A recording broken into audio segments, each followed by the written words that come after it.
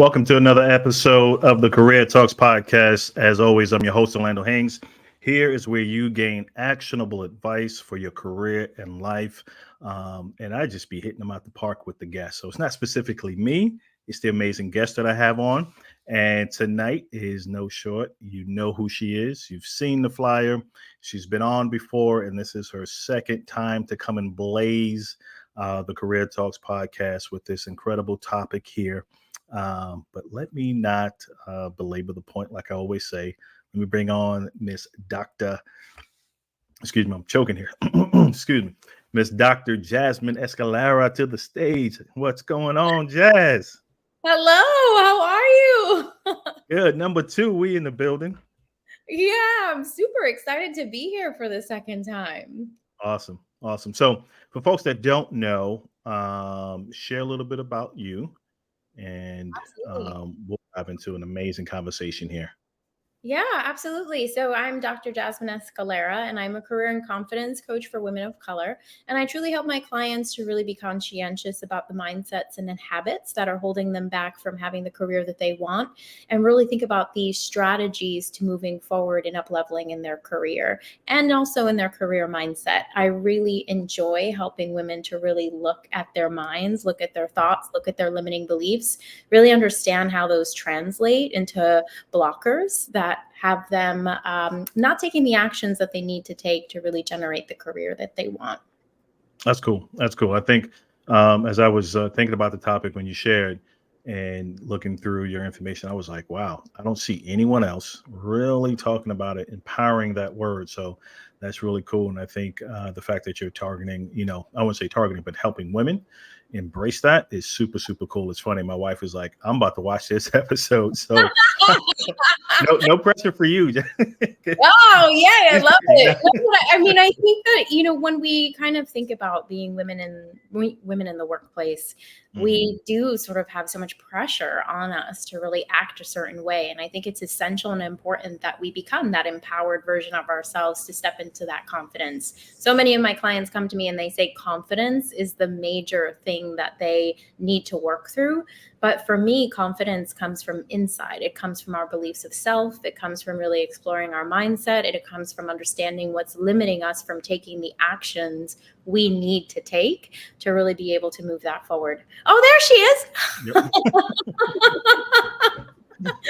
Amazing. Wife is watching, no pressure. So when you say the lack of confidence, like is that something innate that women grow up with, or because if you look at the data, men typically we just shoot from the hip, Yeah. or do the complete opposite. So where does that come from, where women will be a little more fearful or timid to say no in Yeah. hopes, oh well, with not it blocking their career growth?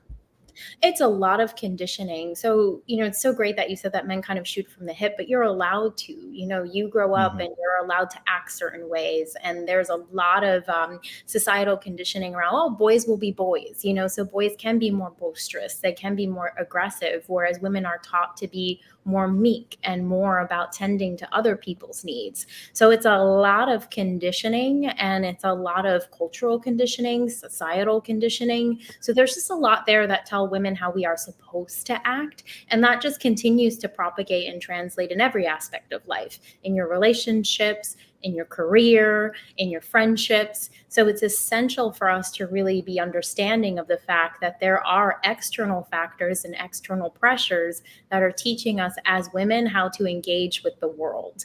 But that doesn't mean that we have to do that. And it takes empowering your mindset and empowering yourself to build that confidence to push back. But that takes time and it takes effort, because you're talking about years, if not decades, of conditioning that we now need to break down, because the impact of not showing up in the workplace with that confidence, with that empowered mindset, is that we don't get the leadership roles, we don't get the money, we don't get the visibility, we don't have the same presence. And that, of course, is impacting our careers tremendously.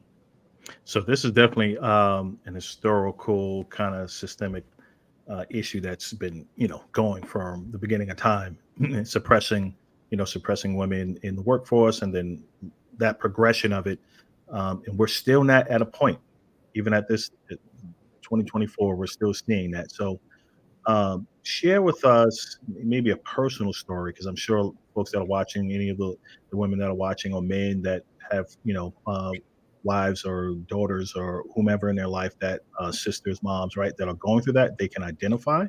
So if Hmm. you can share one or two stories that you've experienced, Yeah. and then how you overcame that, to shed some light. Yeah, well, it's funny because I grew up in the projects. I grew up around like black and brown families. I always felt super confident. My confidence deteriorated when I went into STEM, when I went into the academic and professional world, Mm, when I was almost seen as the other and not as a part of. So in my community, I was a part of, I was championed, I was supported. I always felt that I had that backing.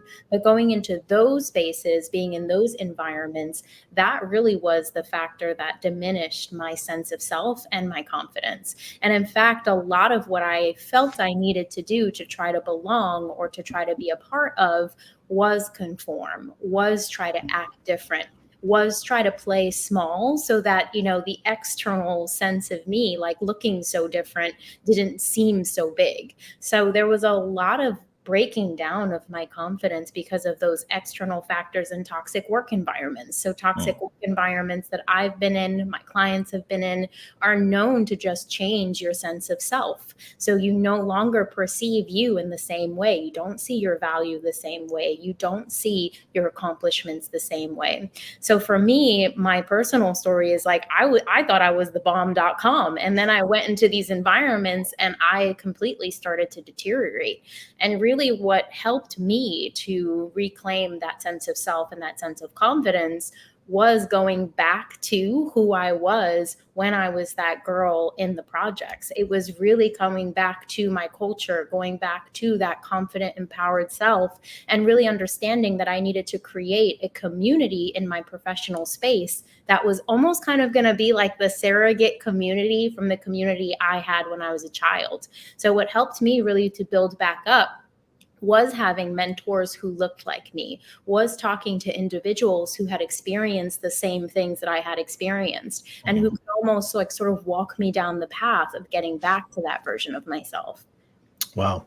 So you mentioned some of the smaller things that embed women's mind through, environment, and where Mhm. they're at. So we know the term microaggression, right? Yeah. So talk to us about maybe some micro, things that happen that we should be looking out for. Women should look out for, and again, for men who are advocates of women, should be looking out for, where you're seeing that it's stifling women's confidence, or not empowering them to say no. Yeah, so microaggressions to me are like small cuts, small Mhm, cuts that are continually happening that become big gushing wounds because you're constantly mhm, taking it on. Microaggressions are really interesting because for me, I was being told things like, oh, wow, you grew up in the projects and you're mm. here, or you grew up in the projects and you went to Yale, almost that like questioning kind of phrase of like, wow, you? Yeah. And I would actually like say to myself, like, was that them being like racist? Like, what's going on here? You almost sort of start to Yeah. question yourself, and there's these narratives that run in your head. So, these microaggressions are really truly those things that you say to yourself almost like in the moment, like, what was that? Did I hear that right? Mm, But there are things like being labeled a certain way because of who you are or where you came from, people saying certain things that feel truly undermining to mm, you, to your experience, to your expertise, to your journey. And in terms of really being able to spot them, what I say to individuals is if it doesn't feel right, then it's not right. So, really, to truly go with that sense of the feeling and the gut check. And if you are someone who sees these things happening in the workplace, really to be able to provide space for the individual who is the victim of it to be able to feel the feelings that they need to feel, to talk about what they need to talk about, but also to really like check people in the moment. We have heard things like there's the bias, there's unconscious bias. I don't mhm, like to give people the ability to just run around the world, thinking that it's okay to say whatever they want to say because they came from this place or they learned it this way. But I do think that we do have to teach other people how to teach how to really engage with us in every single environment, including the workplace. So you teach people how to treat you. And so being able to speak up for individuals who are victims of this is really important, because it's essential for individuals to know it's not okay to do those things. It's not okay to say those things. Right. And it's funny you brought that up when you said unconscious bias. What popped in my head was I think that that's more of, I would give a pass to a certain generation, like the younger 18 or so, because they may not know certain things to be said to a certain group is offensive. But the Yeah. older generation, like, no, Yeah, you you know by better. this now, you know better for sure. Yeah, I mean, Absolutely. I don't really like that term unconscious bias, because I really do think it's giving people a pass a lot of Hmm. times. But I also am a very spiritual being, and I do believe that everybody needs to heal different aspects of themselves to become a better individual. So you Hmm. may just need to change your thought process or your beliefs around certain things, because those were also instilled on you. And so clearing those might be essential for you, but that doesn't give you a pass to just run around this world and say whatever you want to say. Correct. Correct. So share with the ladies using the word no as an empowering tool. Talk us through that process, because obviously that is tough. That is extremely tough, especially if you're looking to project your career a certain way, and if you're someone who's blocking off different projects, whatever it is. Share Yeah. with folks how to get over that, how to use it Well, in an effective way. I think the term no, or the word no, really has a bad connotation to it, Mm, because, even when we think of it as like, oh, if I say no, then that means that I'm going to stop my trajectory. Whereas the way that I like to think of it is saying no is about really staying true to your intentions, really staying true to your desires and what you want in this aspect of your life. When you have the intention of being able to move forward in your career, it is essential that you say no as a boundary to not allowing things into your space that are going to take you off that trajectory. So, really, we have to rethink the word no. The word no is not a bad word, it is an essential word to stay true to the intentions and purpose and pursuit of yourself and the things that you want in this aspect of your life. You cannot have an intention and then have no boundaries around that intention. The mhm. intention will simply not move forward. So I think it's essential for us to rethink why we utilize this word in the first place. And we utilize this word in the first place to stay in alignment with our intentions and to drive those intentions forward. And when we start to really shift the narrative into that perspective, it already starts to feel more empowering, because it becomes about you and your path and protection of you and your path. And so I think that's really a already powerful way to shift the narrative around the word no. But that doesn't take away from the fact that it still is a hard word to use, especially for Mm. women who culturally and in society are conditioned to take care of others first. Like, we are really programmed to be the caregivers in every aspect of life, even in our careers. We are looked to be the support system. And when we are looked to be that support system, it can be very difficult to set boundaries around ourselves, because essentially we are supposed to allow everyone in and we are supposed to take care of everyone. So it's not to say that it makes it easier to utilize the word, but it's a nice, powerful perspective or perspective shift for it. And we have to really be thoughtful around, like, why are we not using this word more enough? What does it mean about, or what do we perceive it will mean about ourselves? What kind of judgment do we think that we're going to take from others because we are using this word? And we have to get to a point where it becomes so much more important for us to be intentional and to stay in alignment with those intentions, that that fear around using the word no just simply diminishes. It's not about getting rid of fear. Fear is never going to go away. But the way I like to say to my clients is, the confidence in the utilization of your no just gets higher than the fear, because you are so attuned to the intention that you have and what you want in this aspect of your life. You will not let it go. So two sides to that coin, and then I'm gonna ask you actionable steps on that, right? Because again, how I receive that as an advocate for women is there's a mindset shift that has to happen. So you have those that may still have a fear, but like you said, can easily overcome it. I won't say easily, but they're overcome it, and then they're effectively using it. There are some that'll stay stagnant in that space, just the fear overtakes them. So what are some mindset shifts or tips or tools that can start transforming those women that are stuck in that space to finally start saying, you know what, I'm gonna get the confidence to try this and see what happens. Yeah, I love that. So to start out with, you have to really to create a mindset shift, you have to become aware of the current way that you are thinking. How am I thinking right now about using my no? What do I think about myself? What do I think others will think about me? Because judgment is a big thing. We think that everyone is going to judge us if we're going to use this word and if we're going to set these boundaries. So it's essentially about taking a baseline. You want to know what are some of the negative thoughts, limiting beliefs that I have around using this word. And once you come to terms with and build that self awareness around those negative thoughts and limiting beliefs, then you can start to shift them into more of a positive or empowering way of thinking. So if you're the kind of person that thinks that if I use my no, I might get fired, right? If I keep saying no to my boss, like I might not have a job. Really shifting into that narrative of utilizing my no allows me to do my work more efficiently, right? It allows me to delegate better. It allows me to be a better leader. Even just thinking through, is this narrative really true? And how can I see it from a different lens can really help to shift that mindset. And let me clarify for those that are watching or catch the replay. Is it so much that you're saying using the word no or phrasing it in a way that you're rejecting what's being presented so you can stay effective and stay aligned with what your path is? Like from a phrasing standpoint, what does that look like as an example?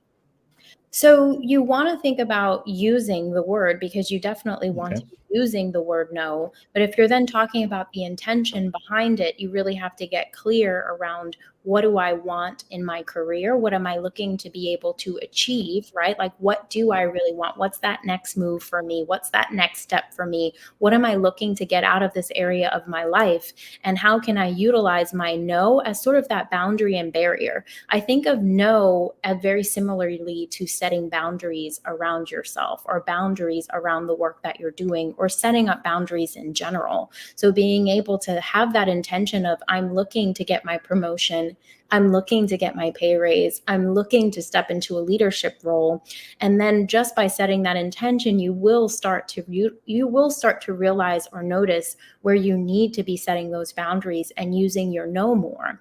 Because if work starts coming to you that is not in alignment with that intention, that's a great representation of a moment where you need to set a boundary and use your no. Love that. Love that.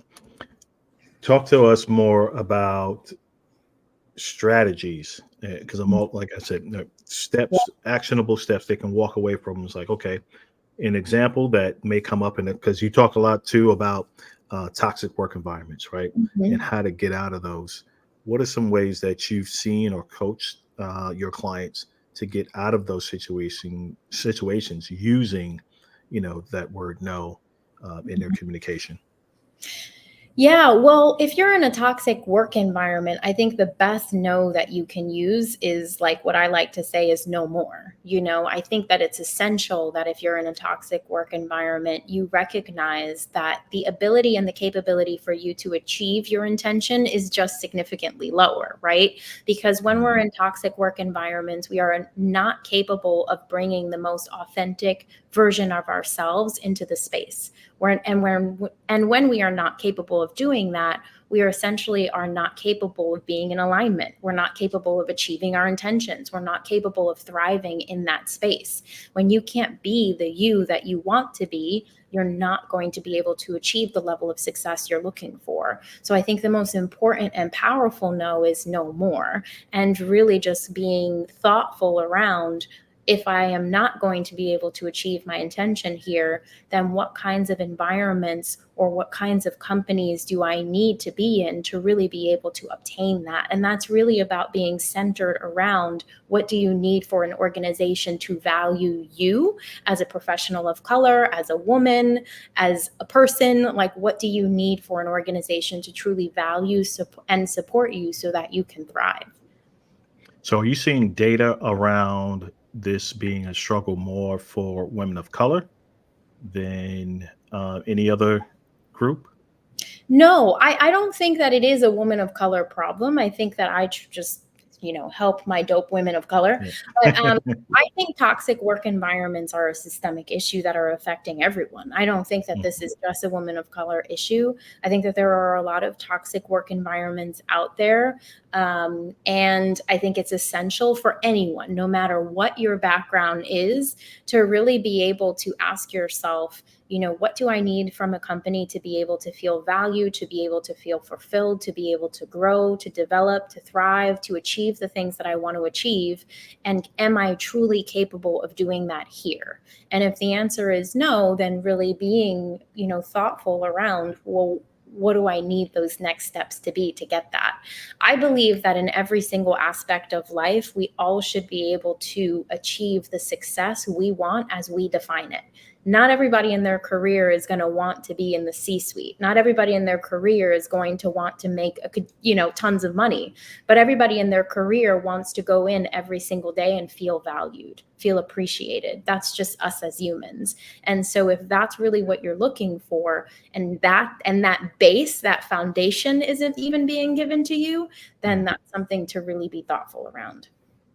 So, around what stage should women activate using no? And what I mean by that, there's the interview stage, right? When you're going through that process before you get married to a company, and then all these things start to come up, you're like, whoa, now I need to start. Do you start early or Yeah, after the career and mid career? What does that look like? I think you have to start from the beginning. I think that one of the things that is such a shame is that colleges and school does not teach us how to be a professional that stands up for themselves, and even a professional that understands the basics of what they should be advocating for in the workplace. And so I think it's really important that we identify at the different parts of our lives, because your career goals go alongside your life goals, right? They work in unison, they work together. And so I think it's very important that we are always being really thoughtful around what is it that I need to be able to claim career success as I define it in this moment of my life. What does career success mean to me? And what do I need to be able to achieve that? And to really be able to create, the first thing is like the non negotiables, right? If I want to be able to achieve this, these are my non negotiables. And if you're looking for a company and you're in the job search, that's really your filter there. So oftentimes people are going through the job search and they're just freaking going through the job search. They're just applying for jobs, they're just going on interviews, they're just trying to get out of that cycle, because the job search brings about a lot of emotions and a lot of feelings, and you just want to get out of it. But the thing here is that you have to be so thoughtful about where you land.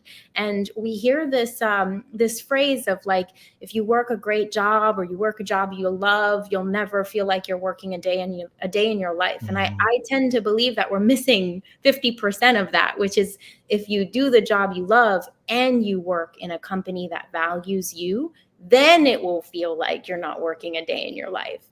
And so we often really neglect the environment, which I think is one of the most pivotal factors in this whole equation, because you can find a job and you can find a job doing the things you enjoy, whatever that is. But you have to be so focused on that environmental factor, or else you're not going to be able to get the things you want to get or achieve that level of success. So it starts from reflection day one. And then you carry that through as a filter in every single aspect of your job search. And then when you land in that right environment, you have the capacity to now capitalize on that space and move yourself forward. But you also still have that filter. So as things come up, it doesn't mean that you're in a toxic work environment and you have to ditch it, but it does mean that you start to talk about it. These are my boundaries. These are my non negotiables. How can I work with you to make sure that my needs are being met here? So we have to always be doing this reflective work, and we really have to bring that reflective work into the space. And that helps us set those boundaries and lets us know when we need to be using and activating that no. And then as our lives shape and change, we need to go back to that exercise. When I was young in my career, I was like, I don't give a poop about anything. I just want to move up the ladder. I want to make tons of money.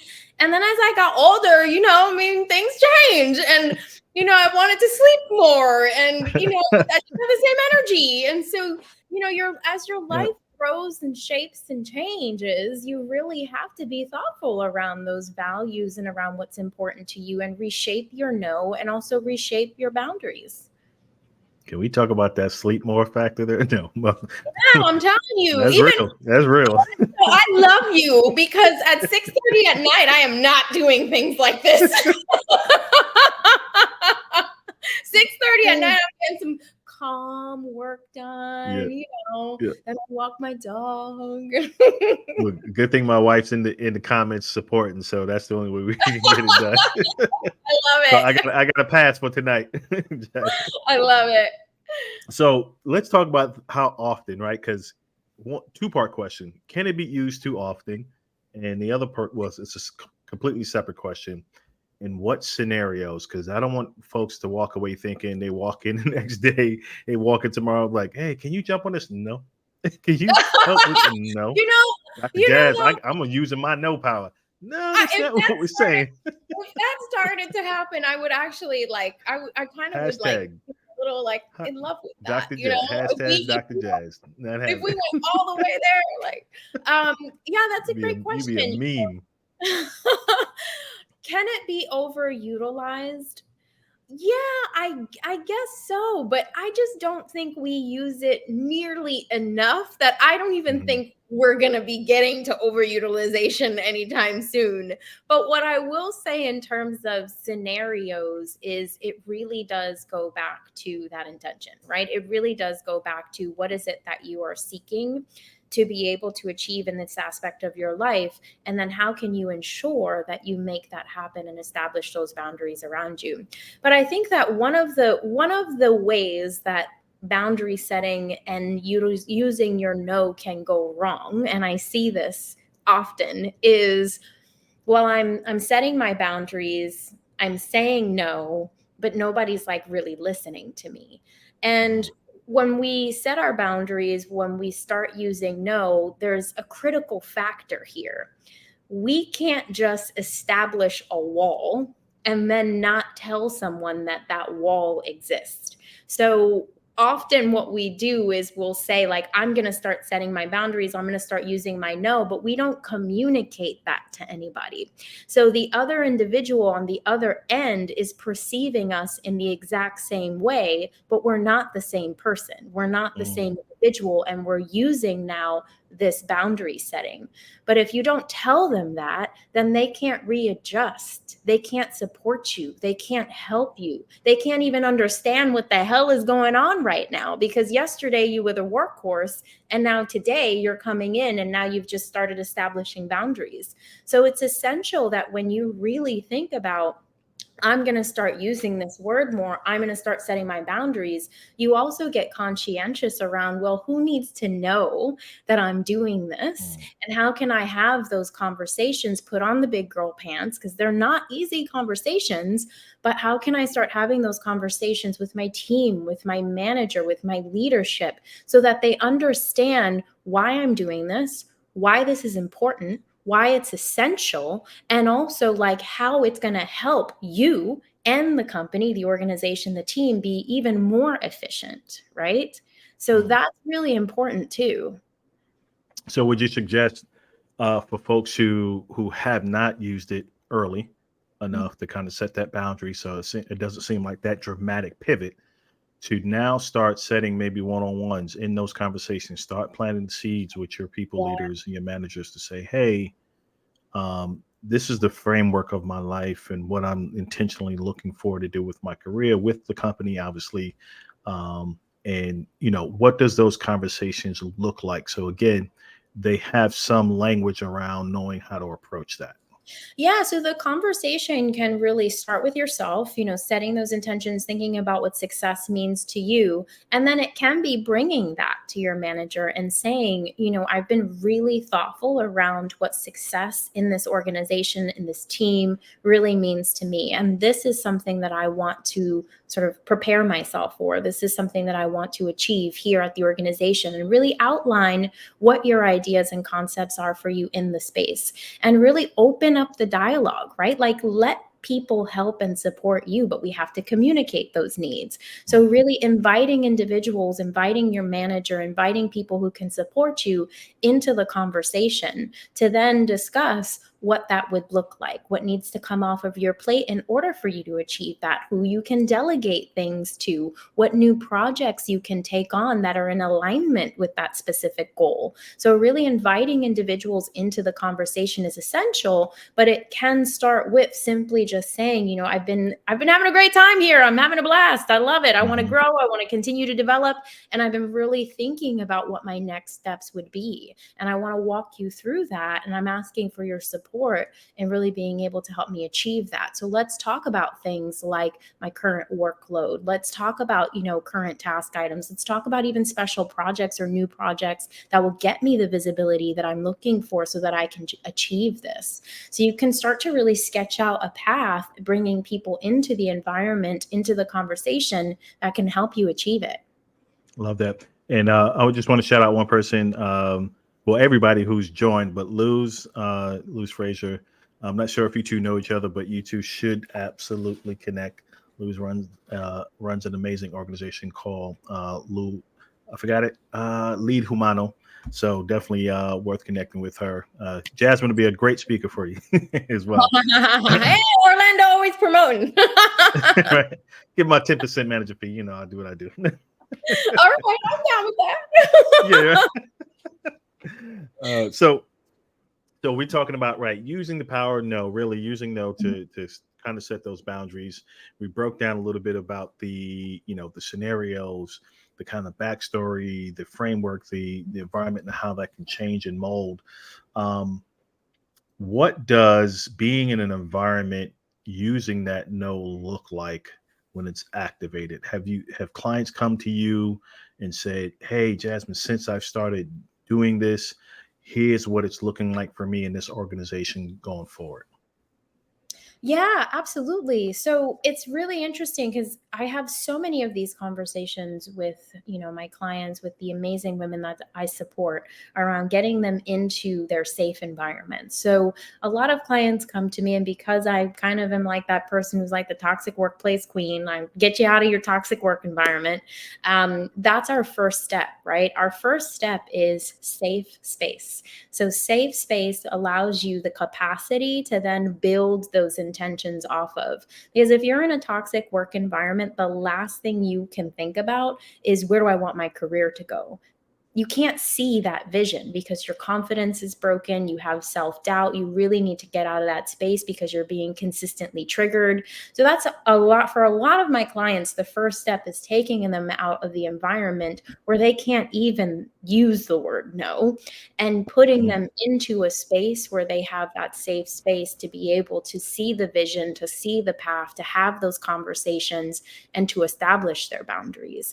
And so once they're in that safe environment, or if you are already in that environment where you feel the capacity to use your no, then it's really about what the conversation we had before, opening up, inviting people in, and really having that dialogue around what your needs are, what you want to do, and moving that forward.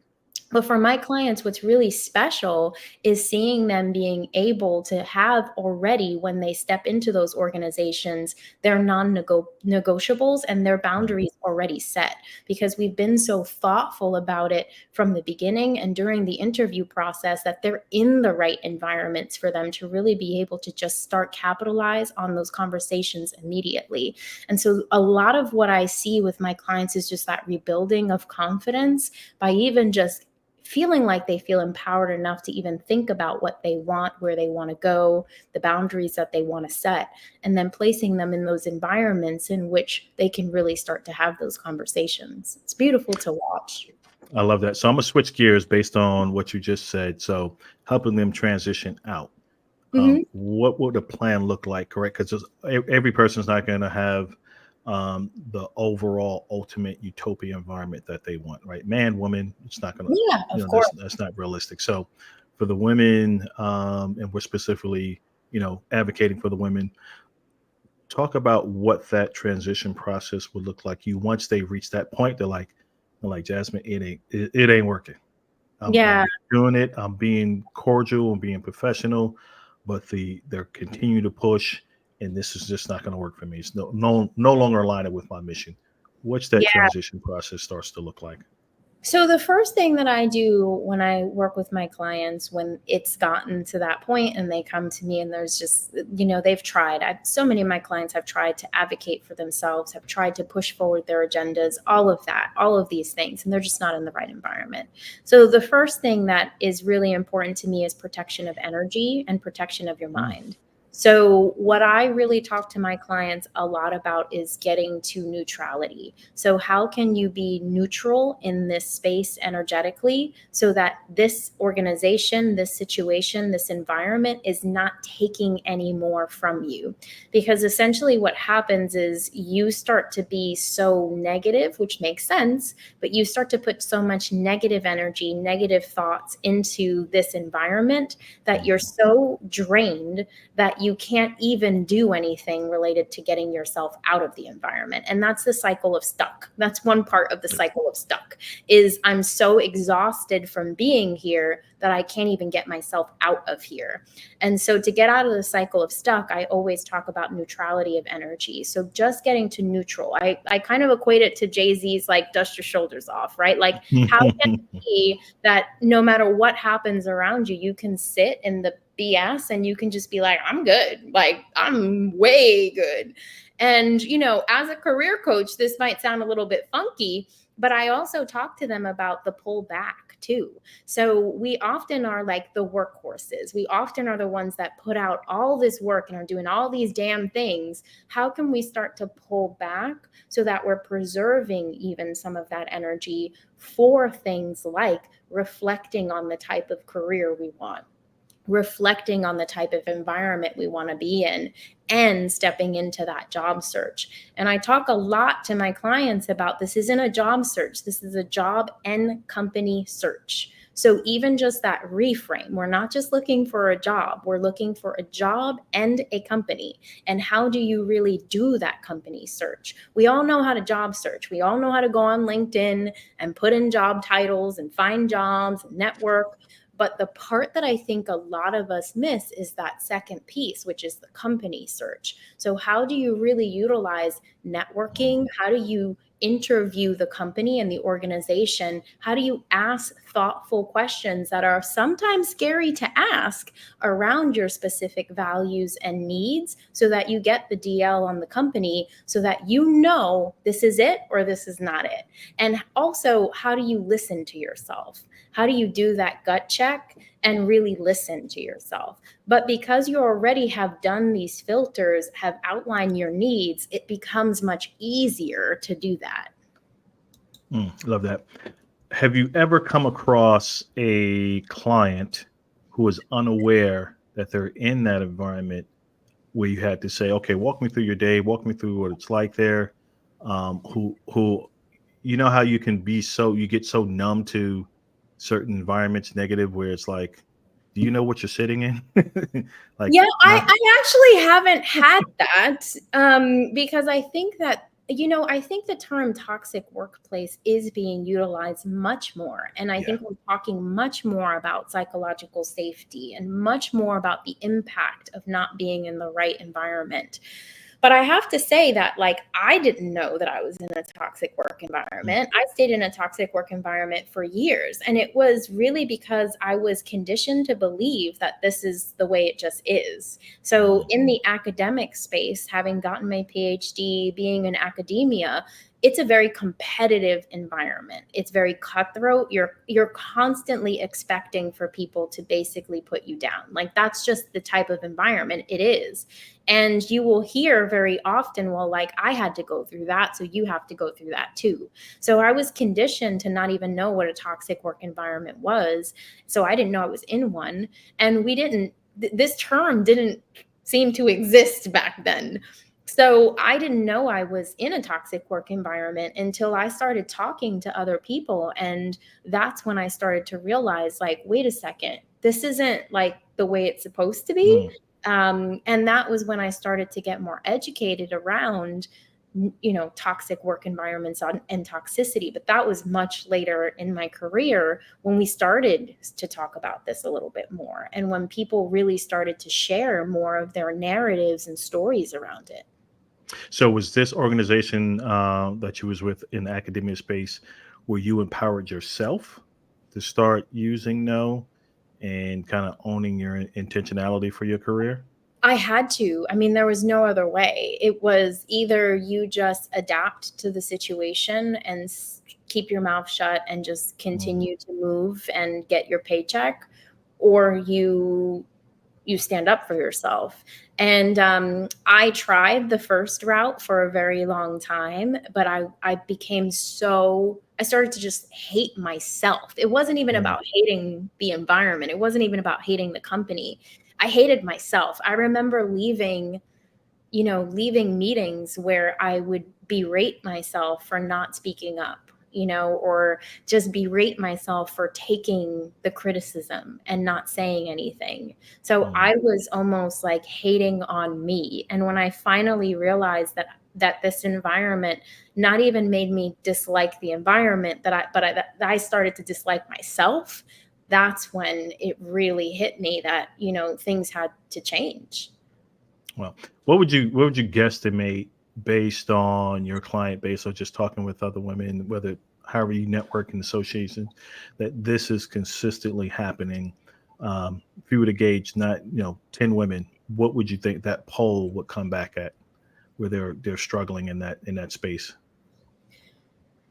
That's a great question because I think just naturally, because of how, the way I coach and the way I show up on LinkedIn, I'm getting a lot of people. So I think I'm unfortunately biased to think that the number is significantly higher than it potentially is. Mm, So what I will say is I think that it's happening more than we think. And I think that there's still a lot of people who believe that it's okay and that if they're getting a paycheck and they have a job, especially in this job market and with all the layoffs that are happening, I truly believe that there are a lot of people who are not speaking up about their circumstances because mhm, of the fear of what would be next if mm, they really acknowledged where they were.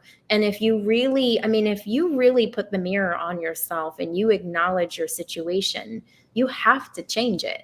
And that means either setting your boundaries, saying no, starting a job search, all things that bring about feelings of fear, uncertainty, unknown, judgment of self.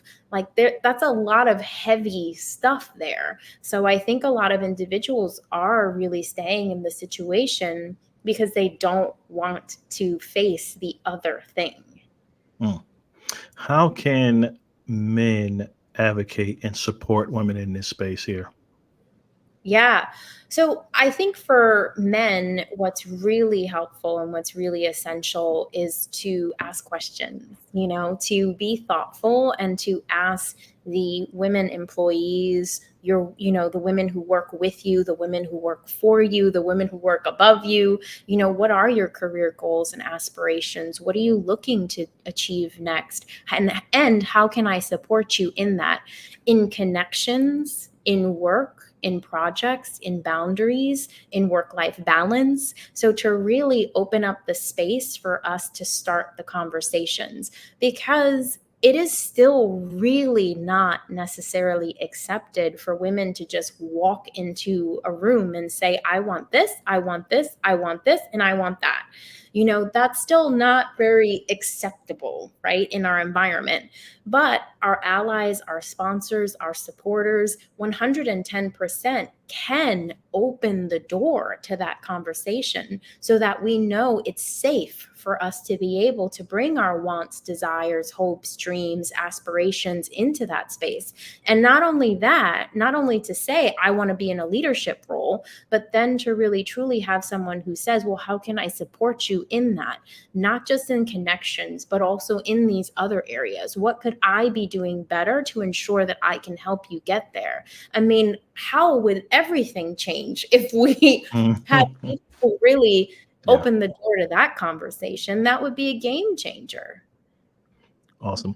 So how would, because you brought up a good point too with allies and everyone, how can they begin to find those within an organization once they're in there? What are some good ways that once they stepped in, they had an opportunity to start using it? No, early, kind of set the tone for themselves, at least from their people leader, right? Their direct manager. But how can they start navigating the corporate landscape, that organization, to build allies and advocates where they may see some other women struggle and things like that? What are some good ways to do that within an organization? Yeah, I mean, we talk a lot about networking, Hmm. and we talk a lot about it to get opportunities.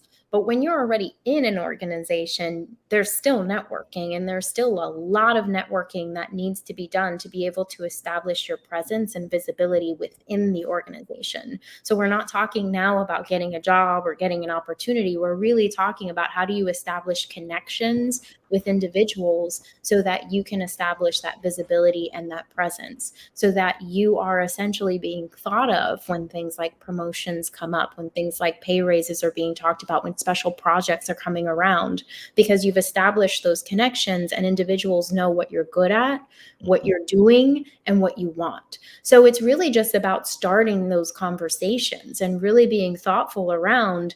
An exercise I love to give my clients is, who works at your organization that doesn't know who you are or what you do, but it would be essential for them to know who you are and what you do. So to just even start there, like, who works here that doesn't know the great work that I'm doing and the impact that I'm having, and how can I start to have those conversations with those individuals? So Yeah.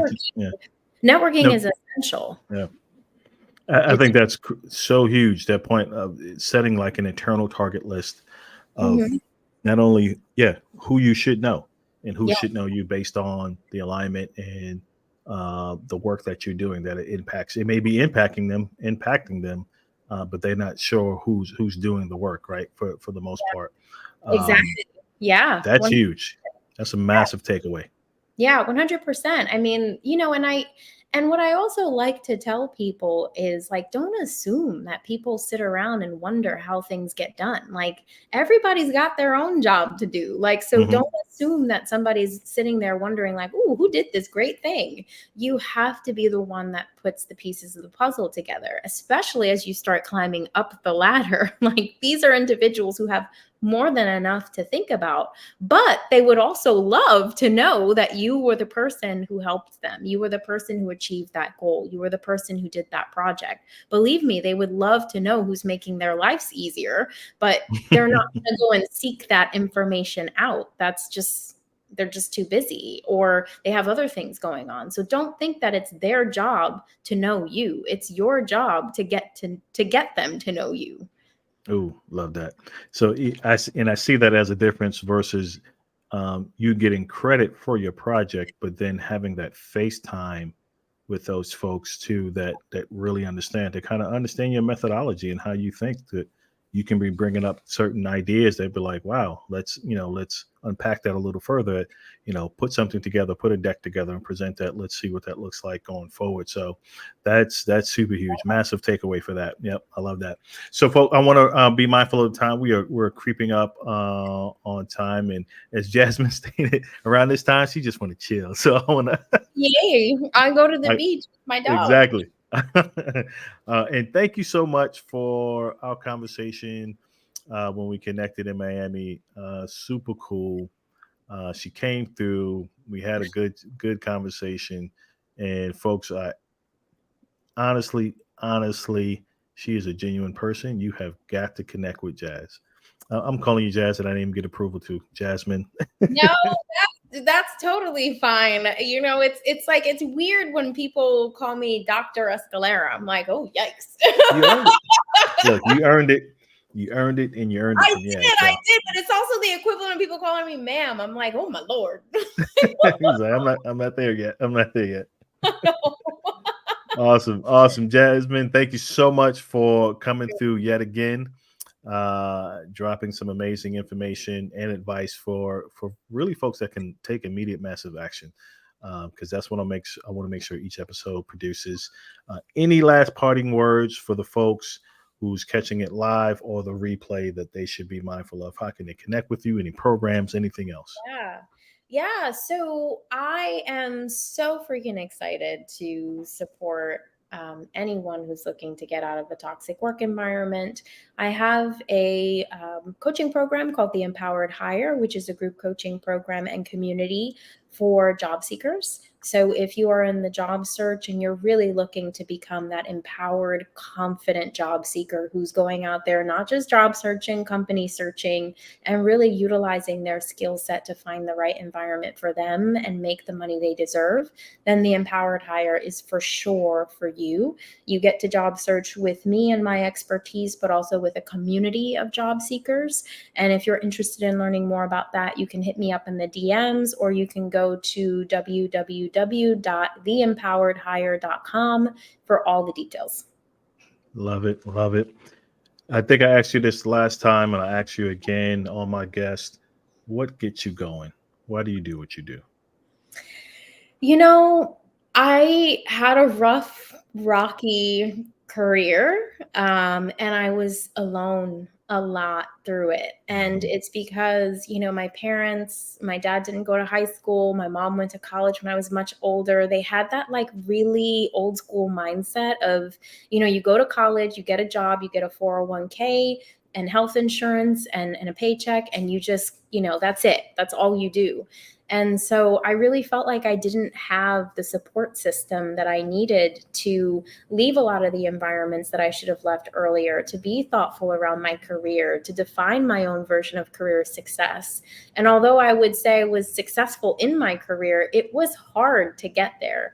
So I wake up every single day because I just don't want anyone to feel alone in their career. We shouldn't, right? There's this amazing platform, LinkedIn, which didn't, well, I think it existed back in the day, but I wasn't on it. There's this amazing platform where you can, you know, really be able to connect with people all around the world. You can get support.